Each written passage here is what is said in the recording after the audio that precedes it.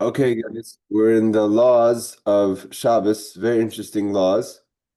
I think it's chapter 84, and it's dealing with different things what are the different things we're allowed to carry, possibly, or not carry in the public domain on the Shabbos. So, hold on, let's bring up the text. Okay, like this. Some of them are obvious, some of them are less obvious.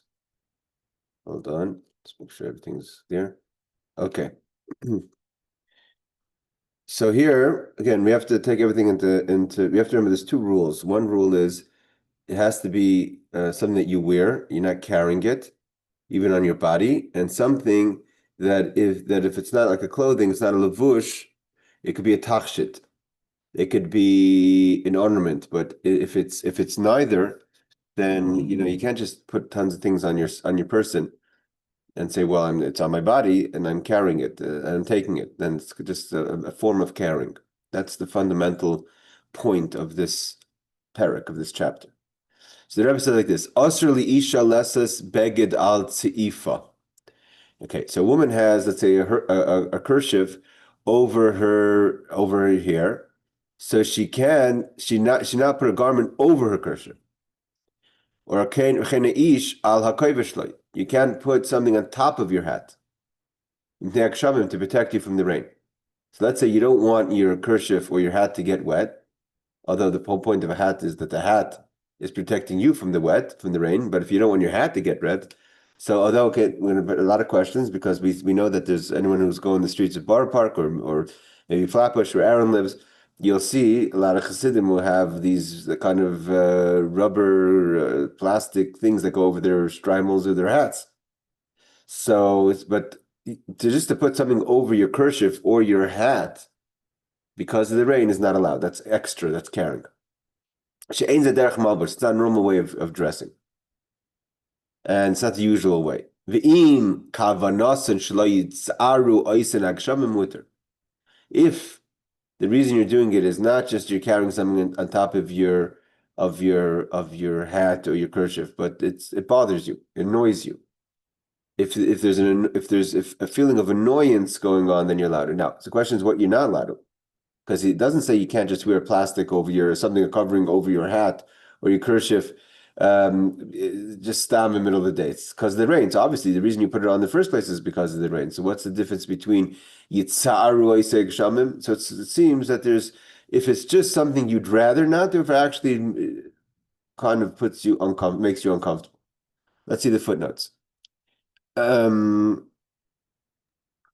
Aaron, you have a question? You have to wait a second. Hold on. Oh, no problem. Some posts can permit wearing a plastic rain hat over a hat if it won't fall off. Okay. So this is the question that I mentioned, right? That we have, if you go in the streets of Bar Park, again, you have to remember something. The fedora hat, although it's a dressing hat, it's a dress hat. One of the reasons the person puts a hat on is that the hat should protect you from the rain. But let's just put that on the side. Some posts can permit that wearing a plastic rain hat over a hat, if it won't fall off, it's allowed because it's sealed on. So then it's less than carrying. So seemingly from the poskim, the problem is not that it's not a way. See, he says if it's ein zeh derech malbush, it's not the way you undress is. It shouldn't make a difference if it's fastened or not. Fastened only protects that you don't take it off. Okay, but he quotes the Har Tzvi, the base Shlomo, the Reb Eliyahu Meir Bloch, and the Chelkas Yaakov as allowing this. This is only so provided that people do not normally remove it if the rain stops. So here, Shlomo Zalman Auerbach, which is the big authority of the past generation or the end of the beginning of our generation, with the main posik of Eretz Yisrael, Shlomo Zalman Auerbach, and says that if it has to be on in such a way that a person, once it stops raining, you could be in places like in Seattle, that's unlikely to happen. That it's going to stop raining. Even if it stops raining, it's still overcast. But you have places like Miami where it could just turn a storm and then all of a sudden it's gone and the clouds are out and it's beautiful, sunny.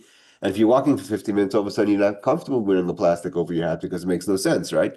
If it wasn't Shabbos, you would take it off right away. So it has to be in such a way you won't take it off. So says Shlomo Zalman Auerbach. The Igros Moshe, again, Moshe Feinstein, Harav Moshe Feinstein, only permits wearing a cover that warms. He doesn't agree to put a plastic on because, like the simple language of the halacha, it's not a regular thing to do. So if it's for warmth, so then it adds to the situation. But just to protect the quality of the cat or the kerchief, he doesn't allow. So we have different opinions. Again, if one goes to the streets of Bar Park or Golders Green or Stamford Hill, anywhere in the Frum community, where even before the days of an Erev, if I'm not mistaken, you'll see that there's special fitted plastics that go over the hats, and maybe that they're saimach on the poiskim, the people that are lenient and permit. Yes, yes, Aaron. Okay. So what's the difference between a hat and a hood? A hood is attached to your jacket. Yeah, no, a hood is part of the garment. So you're saying is because we have as you mentioned, the Jewish from areas, they have these hats, they have these hoods on these rain jackets Okay, that that's cover that, the stuff. yeah, that's in the last 10 years that they what No, they but did. but my question is you mentioned hats. Hoods don't come under hats, even though they cover the same way? No, no, no. So a hood wouldn't be a problem because the hood is connected to the coat. Okay. That would be different. But it's a good question. It depends if the I guess it may depend if the hood is snap-on or not. No, they Yeah. have them that is totally attached. Heard that. Here he says the Magen Avram says that if it's mitzar, I want to see the English word he uses for tsar. Annoyed. Annoyed is a very light word for tsar. Tsar means if you're pained. Annoyed could be argued if that's pain. The only reason you would put it on for the rain in the first place is because you're annoyed, right? So I mean, what's the difference between putting it in the first part of the law and the second part? But he puts the word yitzaru to annoyed in English. I'm not sure. Annoyed is a very light translation of yitzar. Yitzar would be more if it's the actual literal translation is if you're pained. Okay, but I think in other things in halacha and sukkah as well, they use the word tsar. They kind of apply it lightly to annoyance. Like if you're annoyed to sit in the sukkah, like we spoke yesterday in the shmuz. All right, the Magen Avram, the poskim permit wearing rubbers for the same reason. But again, I don't know if today it's still common. But when I was growing up, that was very common. That you had nice dress shoes and growing up in Seattle, it was a must. Today, people are comfortable wearing rain boots. Then it wasn't really the custom. People didn't wear rain boots. So you put galoshes, which are the rubbers that you put on top of your shoes that are fitted to your shoes to the side, and they kind of somewhat, at least, 90% protect the quality of your shoes. So based on that, if it's tsar, even if they don't permit plastic hats covers, so he says galoshes they're more lenient than to put on rubbers on the shoes than to put on the hat. And it makes sense because the concern of taking off rubbers on the shoes that you've been walking with are less likely because it's dirty, it's muddy. So you're just going to leave it on until you get to your final destination. Whereas putting on a rain hat, if you're standing in the street, they're also galoshes that everyone sees, and it's kind of nicer. Today, that I don't know, they made them even fancy that they have a certain, design, so it doesn't look so awkward. But either way, this is an interesting law. The bottom line is seemingly that we could I mean, Moshe Feinstein is not really Harav Moshe Feinstein is not really lenient, but one could wear a rain hat and rubbers on the shoes. Now he also mentions the women, like it's a regular thing for a woman to have like a plastic rain hat that ties around the neck to protect even a shawl. So he's saying that would only be if there's annoyance. Again, what's the difference in annoyance and putting it on for the rain in the first place is not so clear. Okay. Now, yes, Barbara, you wanted to ask something. Yeah, and I don't mean to go back to last week, but I had a question because I got to thinking we were talking about carrying house keys Yeah. and stuff. And if you had, I've seen these little bags, they were popular back in the 70s, where they had little belly bags and they were embroidered and you could wear them around your neck. And if would that be allowed to No, put a because key in? no, a bag is you're not allowed to wear a purse on Shabbos, carrying a purse. Okay, We'll that get to would be why. considered carrying a purse. Okay, Yeah, that's so I why I guess wanted to be sure. yeah. Okay. Now, the only thing is, it's not a clothing, it's not an ornament. The only thing is again, what they do is, and I think they do it for women as well, is that you could fasten it into your belt. I mean, Rabbi Goldschmidt is definitely familiar. I don't know if there's the way to do it in Seattle because you have to kind of drill a hole in the key, but there's a way that if you have your regular metal key, You could hook like a rubber band, like an elastic rubber band that's not gonna hurt your stomach or something like that. That you can put Okay, around your waist that connects to your key. That's what we did. Okay. That's what we used to do in New York. So you carry it on the belt. That is allowed. Okay. Now there's a lot of things. Okay, we're gonna go through a lot of things that maybe one assumes you can take out and you can't. Hachigar, a person who's lame, a chayla, or someone who is sick. She'amad michalye, who's now slowly getting better. V'chein zaken muflik. What about a really old person? Muflik means extremely old, very. Is she'i efshel leilech b'lei makel? If they can't walk without a walking stick at all, mutar leilech b'makel b'yadi, then they can walk with a walking stick. That's literally part of how they walk. Excuse me. Im efshel leilech b'lei makel. If they can walk without the stick. And they don't use the stick at home, only in the outside, meaning to say it's not crucial. He gives it as support, but it's not like you cannot go without it. Usher is it's not allowed. There's in Israel, in Eretz Yisrael, so there's discount shopping. So in discount shopping, you have like in anywhere, but the discount shopping when it comes to Erev Shabbos or Erev Yom Tov, so the lines are outrageous. You could wait 2 hours online. Like really, if you go to the big shopping places like Rami Levy, if you want discount, you just they're not the service is excuse me,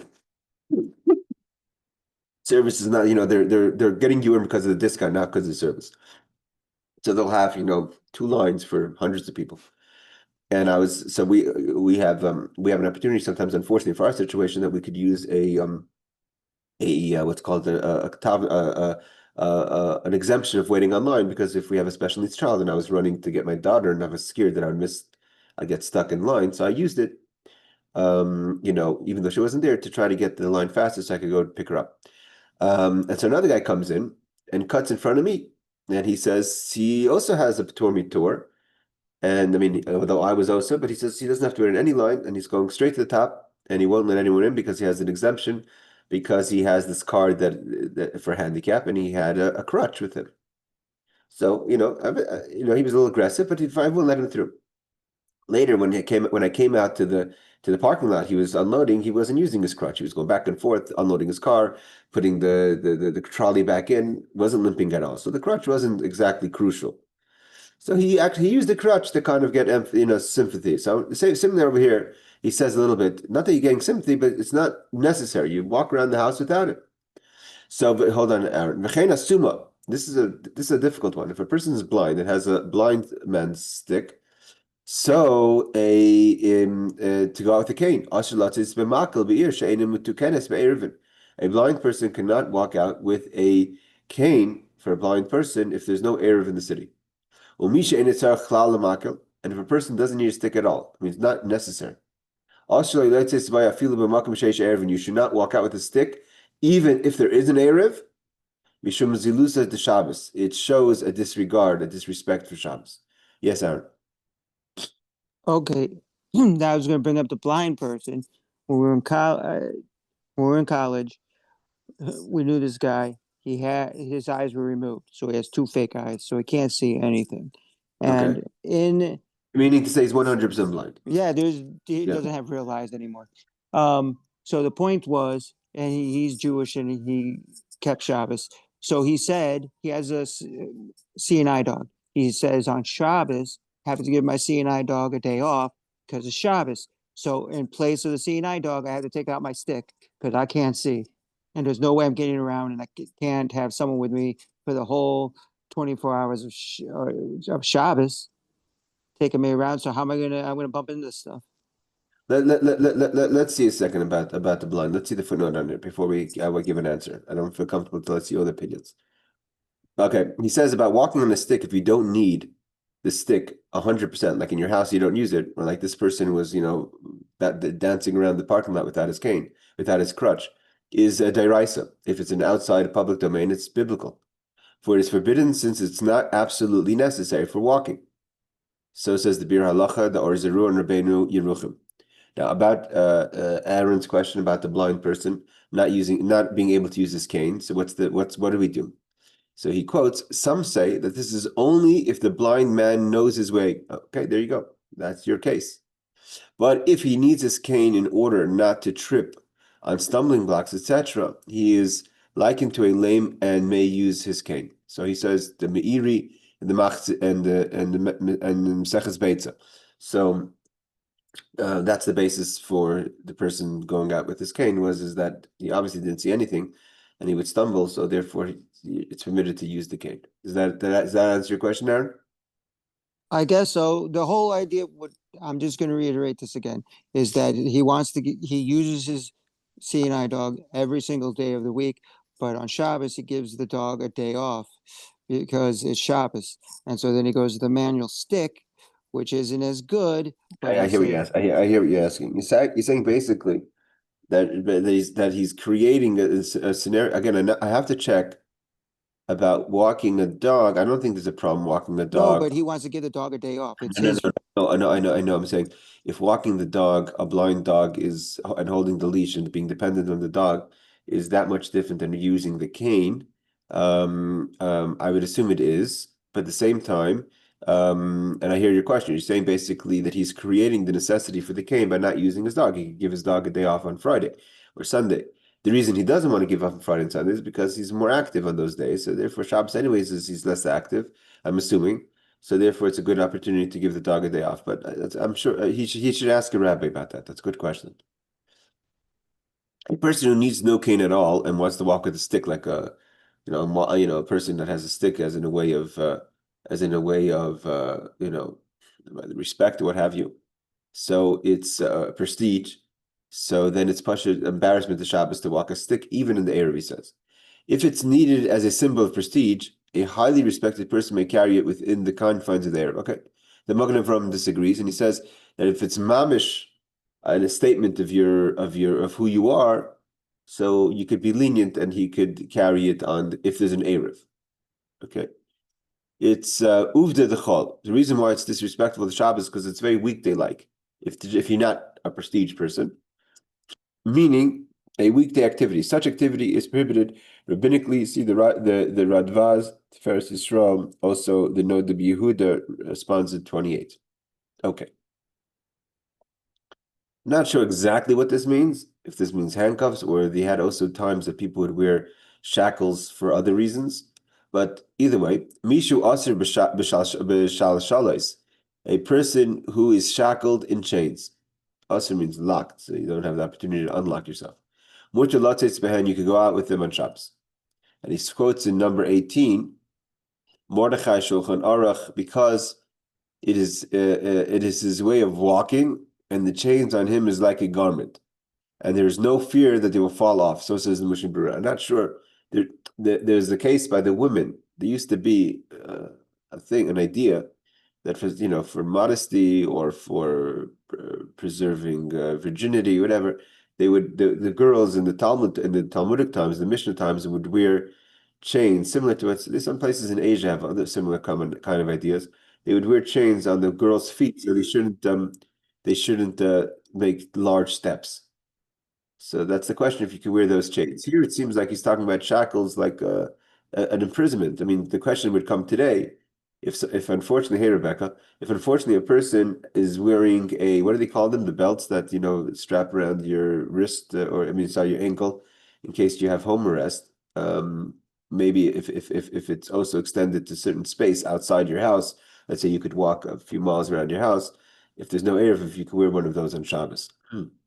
I'm assuming that that's what it would be similar to. Okay. He continues. He says like this. If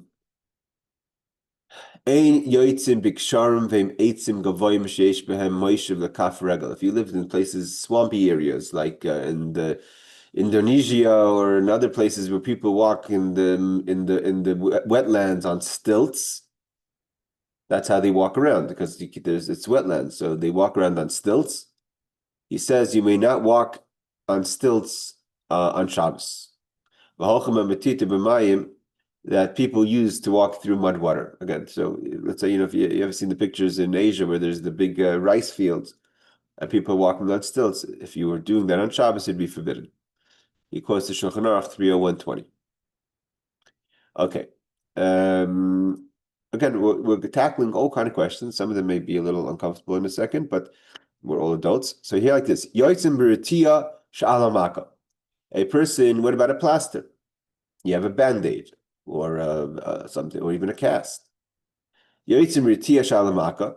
You can wear the plaster on a wound. You can't plaster yourself on Shabbos.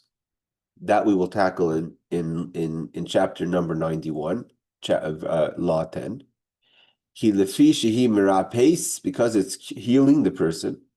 Then it's considered like an ornament. You could use a plaster.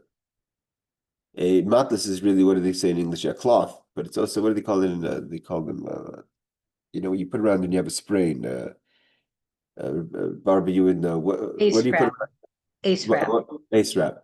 So if it's, thank you, if it's one of those, it's not it's totally nullified to the healing process. It's not something fancy.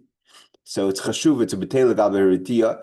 It's totally insignificant to the plaster. If you're going to use hold on, Aaron. If you're going to use something that's special, like a special, if I'm wearing something around my wound, I want to use a nice scarf. Like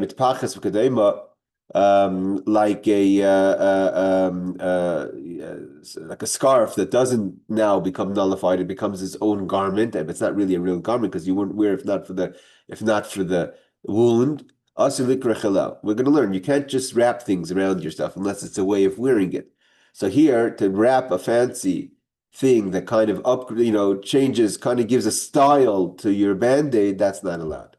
But to have an ace wrap, which is just totally just to help the Band-Aid stay on, that's something different.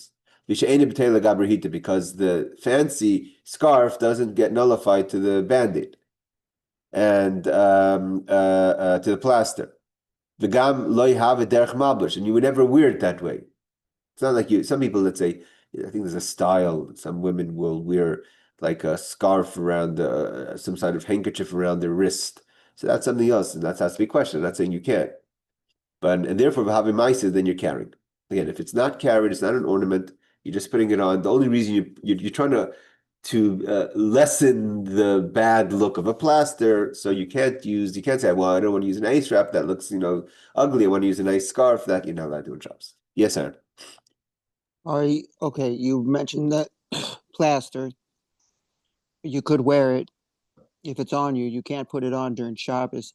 Yeah. So in the morning, you walk into shul and you trip or whatever, you fall and you break your leg.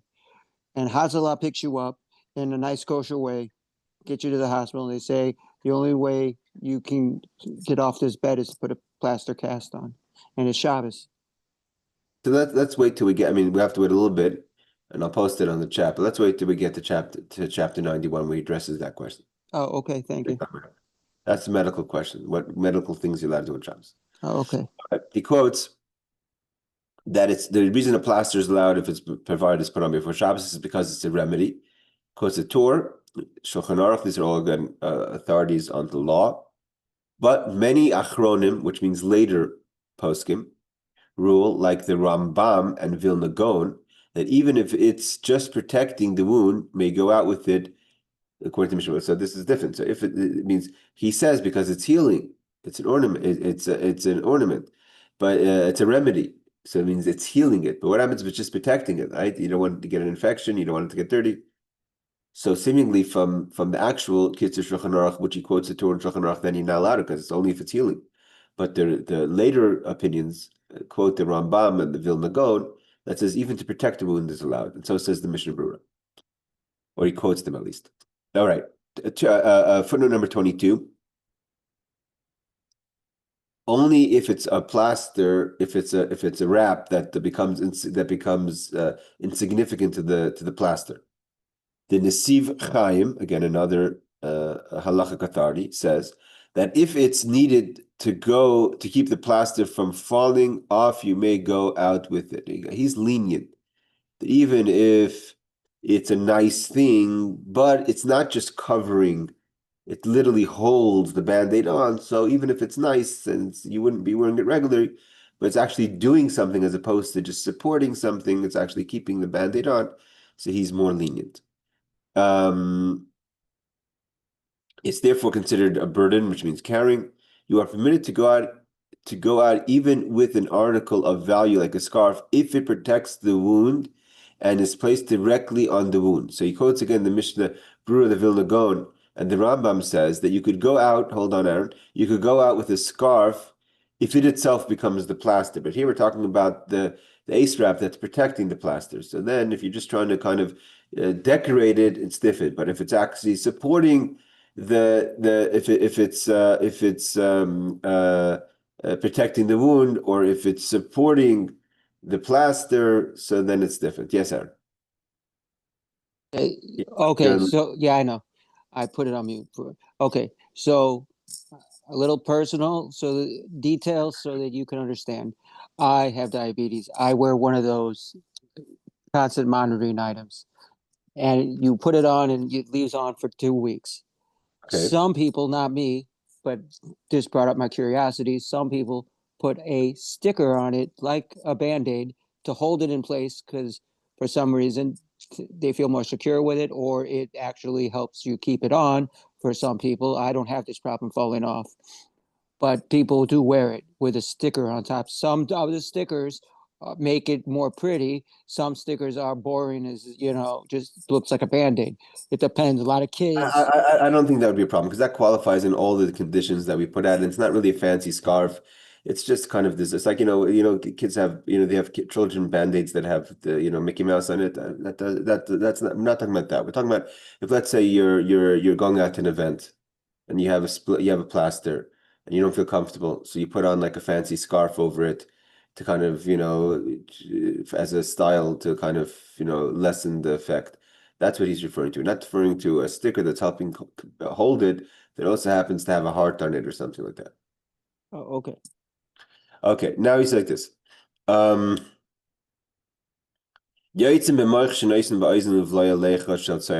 a person has a discharge from the ear, like an earache or something, so you can place, he goes, moich is the cotton placed in your ear to absorb the discharge.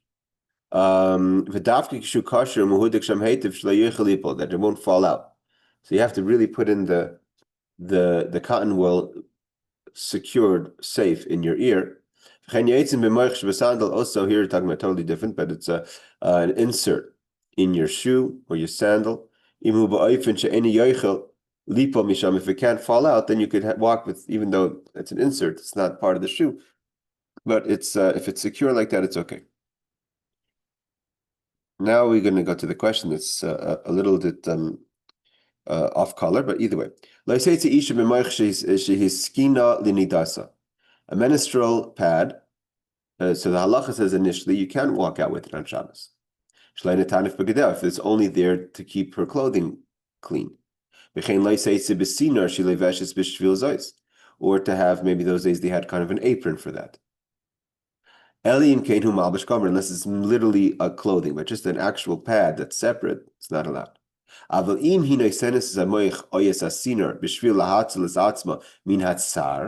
But if it's very uncomfortable to let it just bleed and not be absorbed, and it's in a if it comes on your skin and it dries out, it's going to be painful and uncomfortable.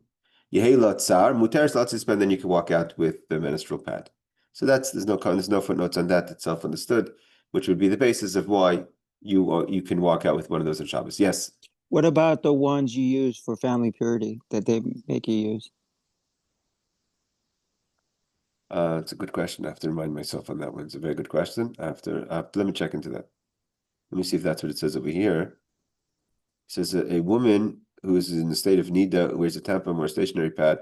So he says discussions during the days of a woman's monthly cycle when she is bleeding, and notice we all possibly agree that it's permitted for her to wear the pad or a tampon, since otherwise the blood will drip on splatter, causing physical discomfort, which is what we said.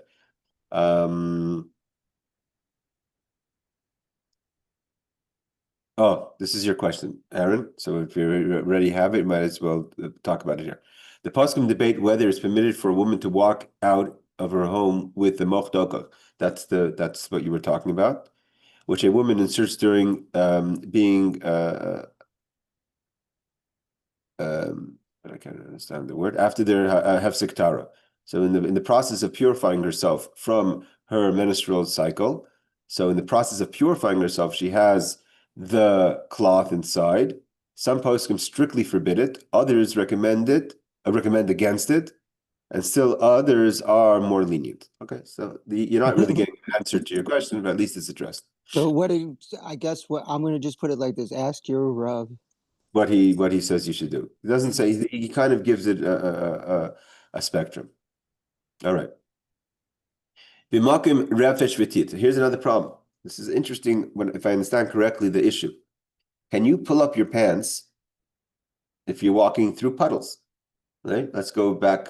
There's a halacha that says that when you could there's a question of how many leniencies could you use in a situation. For instance, on sukkah, right? So we learned this. I think we learned it somewhere or the other. We learned the laws of love. I'm trying to remember where we learned it, but either way, that anything between, I think on Shabbos we learned. Yeah, we came to Erev, that anything that's within 3 tefachim, 3 fists, which is about 9 inches, let's say 10 inches, it's like closed space, it close up. So if you would that's why if you see sukkahs today, so the people that want to be machmir, so even if they have the plastic sukkah, means the material around, because the plastic is just blowing in the wind, it's not really it's not really kind of according to some people, it's not good enough as a wall of a sukkah. So what do they have? They have the straps that go from 10 tefachim down, that kind of strap the around the poles and kind of lock up that space. And so then in theory, one would think that you don't really need the plastic around it. It's just for protection, privacy, etc. The weather. But it's not so simple. My Rabbi Deitch told me that but how do you connect the straps to the schach? Because in theory, the schach has to be sitting on the walls. So there's another rule. The rule is good asik mechitzas. That once you have a mechitza, if you were to have a fence or a wall that's 10 tefachim high, the law looks at it as if they go up to the sky. So, and if it has to hit the schach, it hits the schach, even though there could be 5 feet in between the end of the wall and the schach, because the schach has to sit on the walls. But once you have proper walls up to 10 tefachim, then it's as if what's called good asik mechitzas, the walls jump up, in theory. But the question is here: the walls themselves are based on an idea. You don't have walls; you only have strings every three tefachim. And the halacha says that we close that space up as if it's a wall. But could you use two ideas together? That first it has to become a wall, and then the wall goes up to the schach.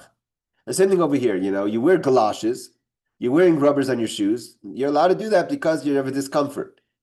But now the reason you're wearing rubber, so therefore you're walking in the rain, and but you don't want to get your pants wet.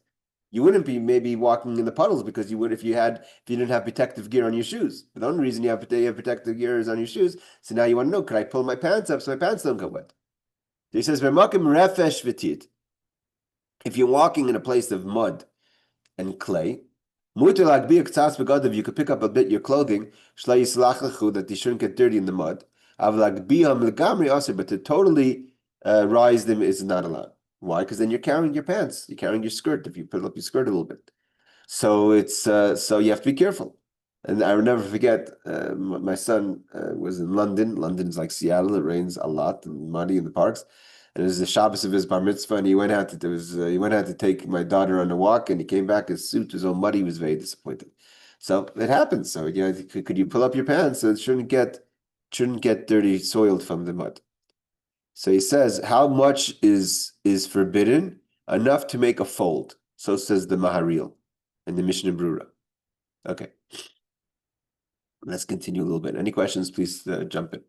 There's another. Here's a simple question. Can I wear 2 sweaters on Shabbos? Can I wear 2 coats, 2 jackets, 2 shirts, right? 2 pairs of pants, 2 pairs of socks, right? I remember the first time I went to a Seahawk game, a football game. My brother tells me, he goes, Mendy, you don't think it's cold until you're there. You don't realize how cold it is. He goes, you have to wear 5 pairs of socks and 4 pairs of pants, and like, because in the winter when you're standing still and the metal bleachers, it gets very cold. So how many pairs of clothing could you wear? And the question is, why are you doubling up? So you're allowed to wear 2 clothing one on top of the next, and here he adds. Let's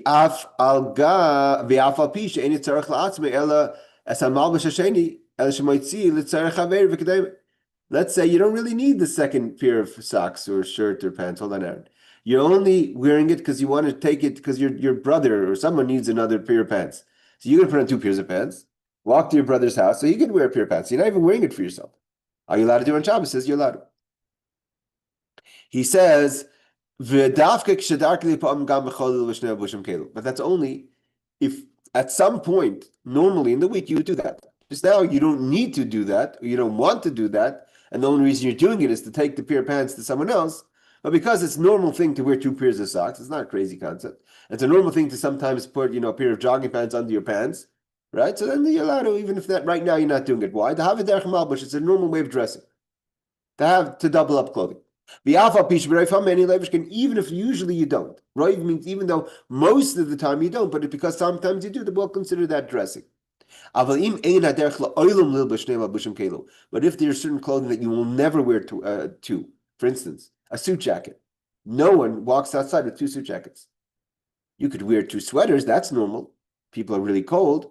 2 pairs of socks, 2 pairs of pants is normal. But a man to wear 2 suit jackets or a woman to wear 2 blazers is, in my opinion at least, is unheard of. So then it's actually wearing 2 pairs of 2 clothing. Also, lots of Shabbos have a kamasi because the second one you're carrying.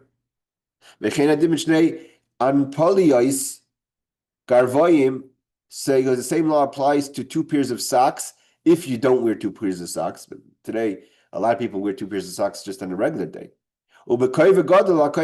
So too, some people, for instance, could you wear a hat over your kippah, over your yarmulke? But we do that during the week, so that's the regular way of walking out. Similar situations. Yes, sir. Okay. I'm just going to give you a bunch of items and just tell me after I give them to you what the ruling is. Okay.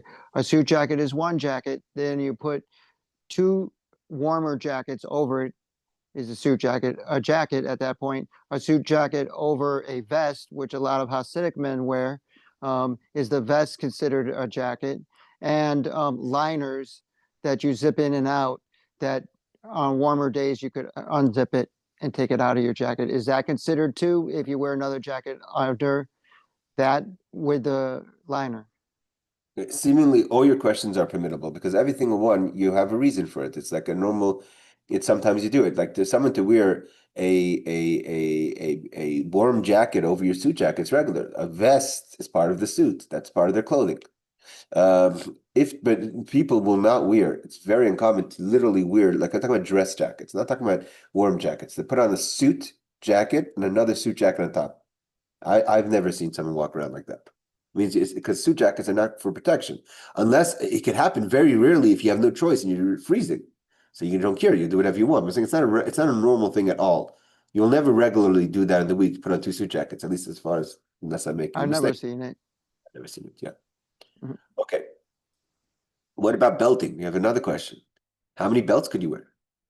Can you wear, it's a style to have, you have belts on your pants, and you can have a belt around your, women will sometimes wear a belt around their suit, or a belt around your rain jacket. Now, how many belts could you wear on Shabbos?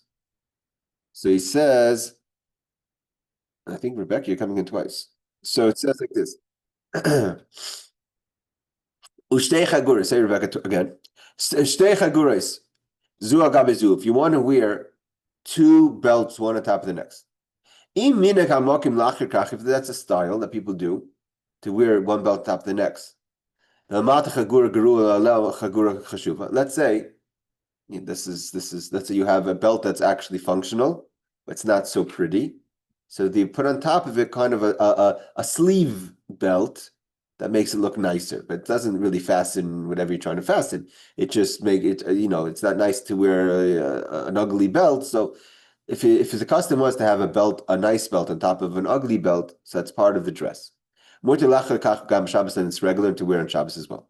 Even though now you're doing it for another reason, you're not wearing it but if it's the style that's regular, usually that people should have a nicer belt over a less nice belt, a functional belt over a design belt over a functional belt. So even if right now you're not doing it, you have other reasons, it's allowed because it's a regular way of dressing.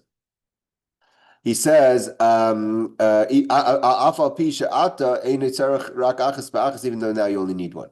The only reason you're taking out the second one is because you want to bring your friend a belt. But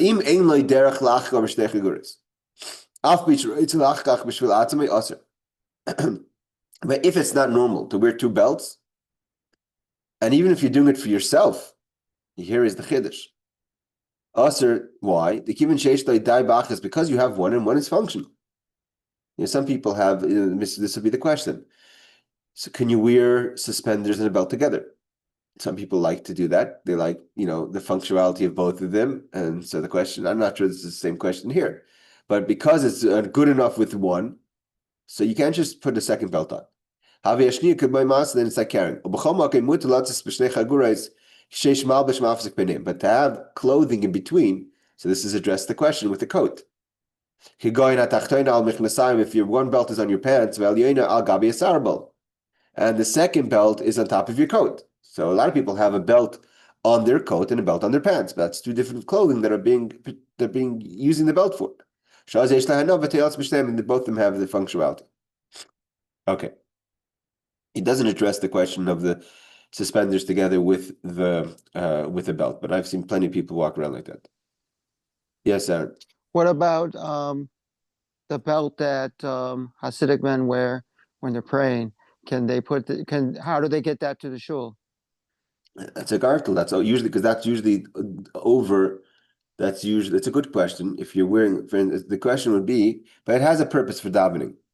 The question would be, let's say for me, I wear it over my kehilchatah, so then it's like a belt over a coat.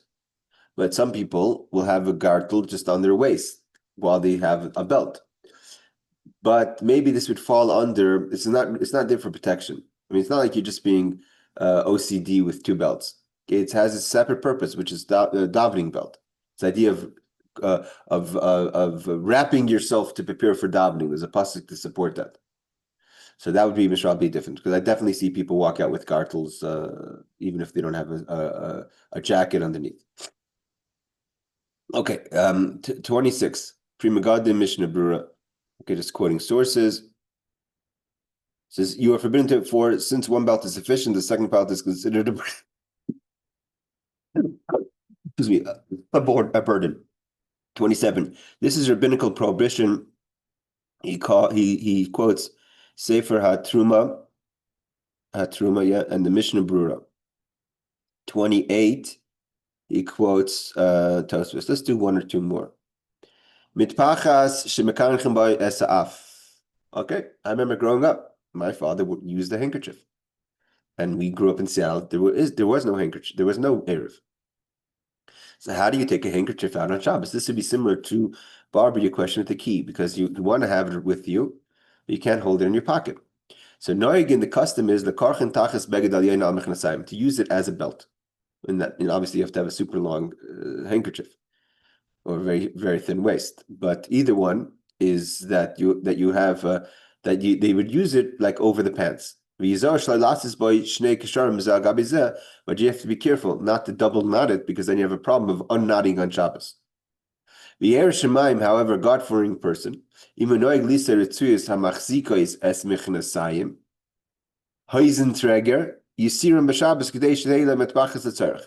so here he says like this. This addresses maybe the question I said before. He says, some people are accustomed to wrap the handkerchief around. A God-fearing man who usually wears suspenders to hold up his trousers should remove them on Shabbos if you're going to use the handkerchief as your belt, because then you have a belt and a suspenders. Now I think that's only a situation where the person never wears a belt and a suspenders, And the only reason you're wearing the belt now, i.e., aka the handkerchief, is because you want your handkerchief. So then you should remove, if you're God-fearing, he says, not necessary, but if you're God-fearing, then you should remove your suspenders. So you should have just the functionality of the belt, i.e., the scarf, the handkerchief. However, a person who in the week, and I've seen people like that again, who wear both suspenders and a belt because they have kind of different functionalities. It seems like that'd be allowed. The argument, the others who have a custom, that's what my father did. My father used to wrap it around his neck. And he says that's only permitted if you're using it as a scarf. It's only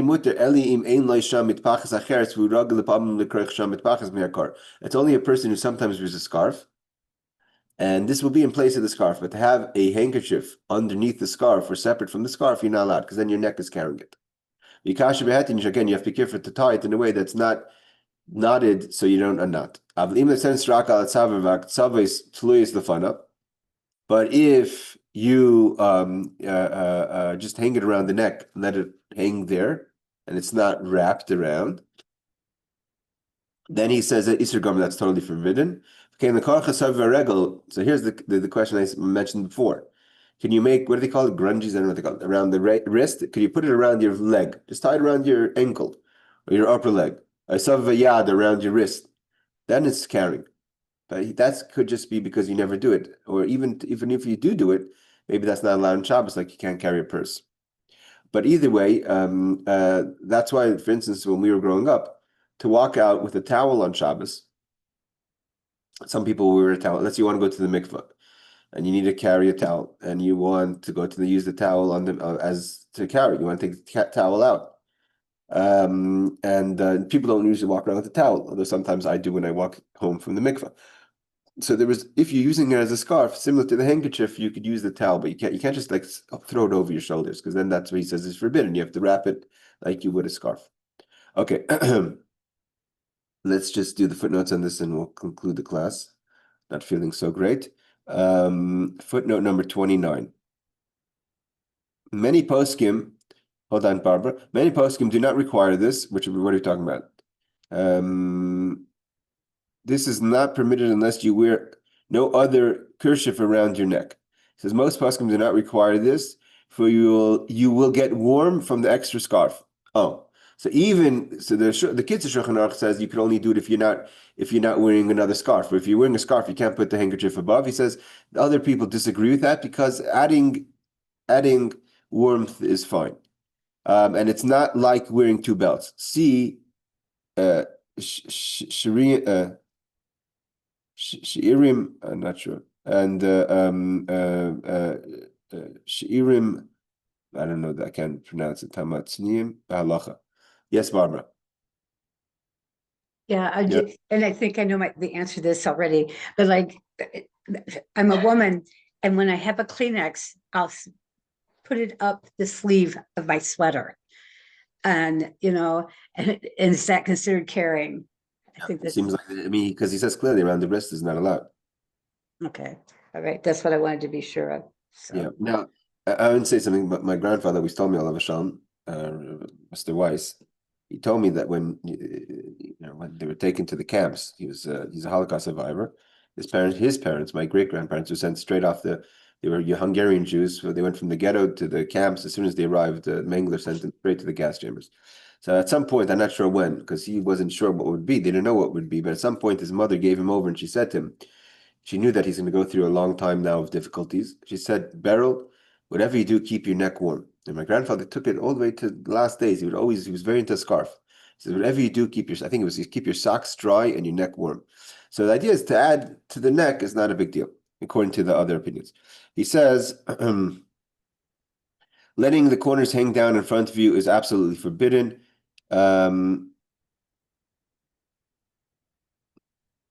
Is this the Citrian is prevailing style of wearing it? Not sure what he means by that. Let's see, footnote number 31. Okay, what does he say? Tying around your hand and your leg. Okay, this is the question that you had, Barbara. If you have a bad nose cold and being without a handkerchief will be humiliating, will be embarrassing. You may wrap it around your foot, etc., for it is an unusual way of carrying, and a rabbinical prohibition is waived to preserve human dignity. So says the Eliyahu Rabbah and others. See Seiris Tshuva. So again, your question about up the sleeve is won't be allowed. I'm not sure why you can't just tie it around your neck, but whatever reason, if you can't tie it around your neck and you want to tie it around your leg, you can. But to just have a napkin, a tissue up your sleeve, I think, I mean, I don't know how common it is for women to have handkerchiefs, but to get a handkerchief and then it would be different. Yes, Aaron. How do you wear a handkerchief? Because as we all know, four-corner garments for men need tzitzit. Yeah, but the first of all, you have to see if the handkerchief has the shear. It usually doesn't have the shear, and it's also not worn on your body. It's worn around your neck or on your around whatever else, your belt or whatever. All right, ladies and gentlemen. I just want to say one thing. Yeah. My Tuesday rabbi that I see for class on Tuesdays said this when we were talking about this subject once a long time ago. He said that there was a thing about the men, their fedoras, and the feather, and they allowed it. I hear you saying the feather in the fedora. Yeah. That's interesting. Yeah. Yes, Barbara. I was just going to ask, what is your Hebrew name? I know your mother's name, so I'll remember you in my prayers for Refuah Shemirath. Thank you. Moshe Menachem Mendel Halevi. Okay, Moshe thank you. Menachem Mendel Halevi. Let's just do one Moshe more. Menachem. Let's just do one more. This is a good question. I dealt with it when I was in Montreal for Shabbos. So we were in Montreal for Shabbos and we had to go out of the Erev. So the question was, can we wear gloves? So he says, Bat Yadayim, which are gloves. Ksayos, Kefayos, Hansheva, different names he gives for gloves. Yesh Matim Latzam Shabbos Veish Aishim. There's different opinions. Some say it's permitted, some say it's forbidden. Asi Lachamim Shtei Yadayim Biyachad Yadonius Muff Yesh Lahakol Tafi. So for a muff, what's the problem? The problem with gloves is that you can take them off. We always take off our gloves. I remember growing up that the women, it was more permissible because it's more of a garment for them, whereas men, it was just, it would be scared to take it off. The reason we were there then, it was Friday night, and we were by my brother's Shabbos, the Shabbos celebrating after the marriage, and we had to walk home, and it was freezing. I'm talking about, it was Montreal in the winter. And literally, I remember my wife and I, we left a bottle of water in the car, and Saturday night when we picked up the car, it was like, not just frozen, it was deep frozen. It was like really cold. So they said that the Rav allowed to wear gloves, although we're more strict not to wear gloves. But because the concern is you'll take them off, there's zero concern in the weather that we were in Montreal that we would take off our gloves. It's literally very cold. So in those extreme weather environments, it's more lenient. Now let's see what he says over here. Okay, let's bring down the opinions on gloves. Both opinions are quoted in Shulchan Aruch 30137, who is inclined to be machmer. The Alter Rebbe is more machmer, which is not to wear gloves. The reason is that you may have reason to remove them and will carry them in public domain, says the Beis Yosef. The custom is to be makel because some say that our streets are not public domain because, like we said before, it's a Carmelis. But only a Carmelis, the Mission Brewer says, but in a real public domain, let's say in Brooklyn, etc., a pious man should be machmer on himself, so says the Mishnah Brewer. So men are usually more careful not to wear it, even in the Carmelis. But again, in a scenario where it's freezing now, the reason why the muff is more lenient, because even if you take one hand out of the muff, the second hand is in there. So I think that's why the muff, seemingly, even though the muff is less of a garment, but it's like a sweater on your hands. The Taz, because even if you take one, exactly what he says, even if you take one hand, the other one remains in it. But the Eliyahu Rabbah disagrees that the muff is not more lenient than the gloves. But the Taz, which is again one of the authorities in the Shulchan Aruch, says it is more lenient. All right. Ladies and gentlemen, let's stop here. Thank you for joining. And we have our second halacha class on Saturday night in the laws of tefillah. It's a short class of just 30 minutes with the story of the Baal Shem Tov and for Refuah Shleima for Janice. So hope for those who can join. Laila Tov, take care. Refuah Thank you, Shleima, Rabbi. Rabbi. Refuah Shemirath.